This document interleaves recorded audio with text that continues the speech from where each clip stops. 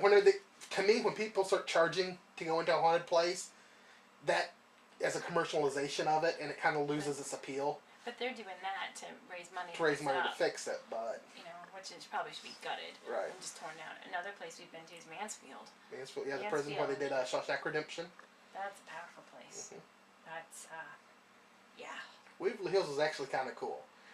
It was a tuberculosis hospital. They shut it down. Well, then the owner decided they sold it, and the guy bought it. He wanted to build the world's largest statue of Jesus. And he was going to tear the place down. Well, the town turned it into a historic site, said he couldn't do it. So then he decided he was going to dig down around the foundations and try to crack the foundation, so they have to tear it down, so they condemn it. When that didn't work, he started bringing bums in and letting them live in there. So they trashed the place, ripped the pipes, all the walls and stuff out and everything, let them live in there. When that didn't work, then he finally sold it to these ghost hunters who now's got to go back in there and raise the money to fix the place back up. It's like, man. Because it wasn't that bad till he got a hold of it. It was actually still, a decent hospital, He wasn't able to crack the foundation? No, he couldn't crack the foundation. I mean, the place is huge. Right. I mean, that's one of the biggest places we ever invested. In the 4 hours, basically, we just walked through the place. That's all we did. So, yeah, Mansfield was nice. Too many people, though. Yeah. I mean, we had 300 people there that night. That's hard to do. Yeah. You know they're going to start doing that Alcatraz, too, to help raise money? They're going to start doing Well, they wanted to tear it down and turn it into some World Peace Center there. They're going to turn it That's a better idea. Well, that's what they're talking about. Some guy had a big plan that he wanted to tear everything down, turn it into the big World Peace Center or whatever. They're not going to tear Alcatraz down. That's history. Well, they're fighting it right now because they're trying to get a historic society grant for it. They don't have the money to keep it operational. They can't pay the electric bill. Well, Kent State of California pays it, doesn't it? Yeah, and they don't want to pay it anymore. Yeah, because they're. Because the only money they get is the tours, and they don't want to do the tours. Ain't even covering the cost anymore. Yeah, they. I mean, obviously, I say, bless it and turn it into something beautiful. My thing is just that I just don't want to see them, tear it down, get halfway through building something, and they run out of money and can't do it. Yeah. I mean, I'd rather them leave it as it is and get something halfway started and not finish it. Why doesn't the state of California just help them? Because it is historical.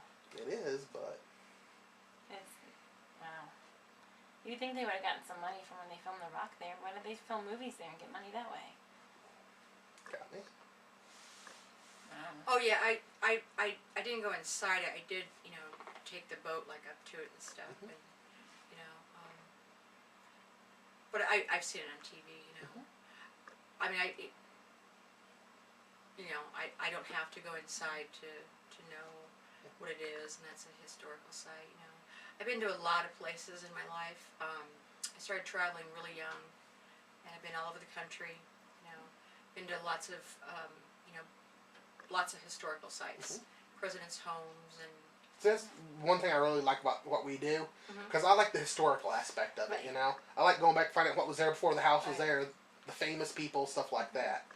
It's not all just ghost hunting. If we do 1 hour, 2 hour investigation, we've got 10 hours already, in the library doing the research. Hopefully doing research. Hopefully finding something. Yeah, some of these places are hard to find. Not going through freaking 5 hours of microfiche.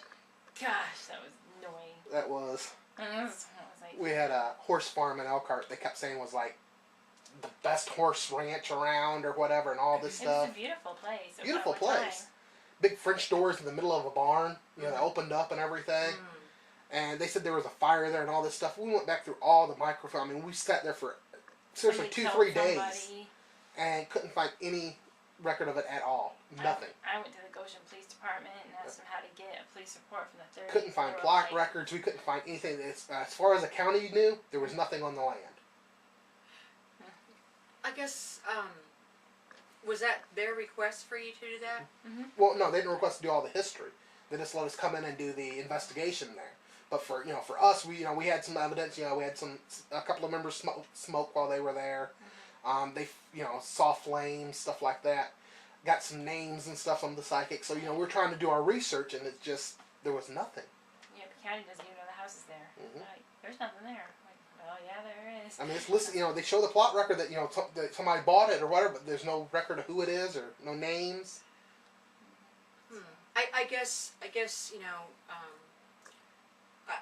I once again, you know, with people, if they think there's something wrong, you know, why don't they, you know, of course call you and then follow up with clergy instead of wanting the history? I don't really understand that. It kind of goes back to what I was talking about before. A lot of people like to know what was there before. I mean, they a lot of times they will follow up with clergy and stuff like that. I see. But, you know, it's just for us, you know, if one of our psychics says, you know, I get the name Bob, you know, we go back through the records because, you know, is there a Bob in the house? Did somebody named Bob die there, you know? Sometimes the homeowners will say, you know, this is a ghost, and my little girl said she met this guy, this was his name. You know, we're trying to piece this together to help the family out because, you know, this girl's playing with an imaginary friend, you know. Was this a real person? Was it not? Oh, okay. And you know what? I'm just probably tired, and there's probably, you know, I mean, that's just me being. That's okay. A lot of times and they do follow up with their own religious beliefs in most cases, but Sure. We offer blessings of the harms that we can do. If that doesn't work, I mean, the main thing, like I said, 99% of the time, if you tell the ghost to leave, it'll leave, or the spirit entity, whatever is there. If you just keep saying, you know, leave, I don't want you there. You know, or you can stay, just don't make yourself known. And a lot of times people say, it's okay, we can both live here, I don't want to see you, I don't want to hear you. Yeah, just don't come in front of me. And that seems to work a lot of times. They don't need anything other than that. Other times, if it keeps up, then they may want, you know, a priest or something brought in. And a lot of these times, they don't know. You know, they're not churchgoers. They don't know any priest. We can refer them to somebody. We have people, we have priests we can work with and call and say, we've got this We got case. Father Bob at Notre Dame. We've got a few others that, you know, we can talk to and let them know. And if they don't happen to be Catholic, we can contact clergy of other faiths and say, look, this is our case, and we need some help. Somebody come in there and help out, you know. And If not else, just go into the home, talk to the family, pray with them, whatever you need to do, you know, make them feel better, you know. Wow. Yeah, that's great. That's really great. Did we ever find out about the scary clowns? Did we ever hear back from those people? That was April's contact, and we went there like 4 times, and I haven't heard anything else back from since the last time we went, because Gladys did the smudging of the house, the whole house. So I think that might have, I don't know, it might have. Do you think it wasn't the kid's imagination? Maybe. I mean, I think the parents were kind of feeding the kid on that. They had a very young daughter in the house that kept saying she was seeing clowns or whatever. And the parents kept talking about ghosts around her, and, you know, is this a ghost? Is that it? Letting her watch the ghost TV shows. Oh, yeah. And it's like, you know. She was, what, 5, 6 years old? She was named after her great grandma or something. Someone that died. Yeah. And then, and there. It's just hard to, you know, when you go in there you know, when the people already knows it, that gets hard. We've been in places where people tried to trick us before. Oh gosh, yes. You know, Hey, you know, red room. Yeah. We're like, we gotta go now. They have fishing string rigged, or they have something rigged up, speakers in the walls. Oh yeah. Oh yeah. They try to show that people will try to show that, you know, what we're doing is not true, or we're out to scam people. Like, how are we scamming people if you're not taking money from people?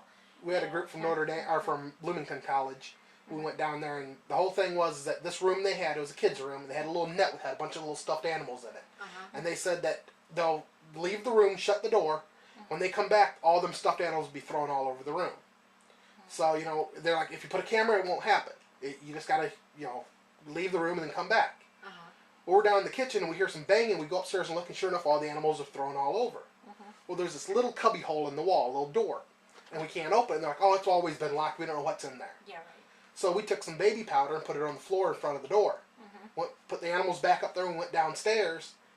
Came back up, the animals scattered again. There's a footprint right in front of the door. Yeah. And we're like, okay, we know a ghost didn't make that footprint. Who made the footprint? Who's in the door? Yeah. And it was college students. They were doing a report seeing how, you know, all these fake ghost groups come out. They said, you're the only group. We've had 4 groups in there. You're the only group that caught us. Every other group said that it was paranormal, was ghost. And, you know, gave us a full claim that, you know, something was going on. You know? Did we ever find out what was behind the cubby door? Yeah, it was one of the students. Hiding there? Yeah.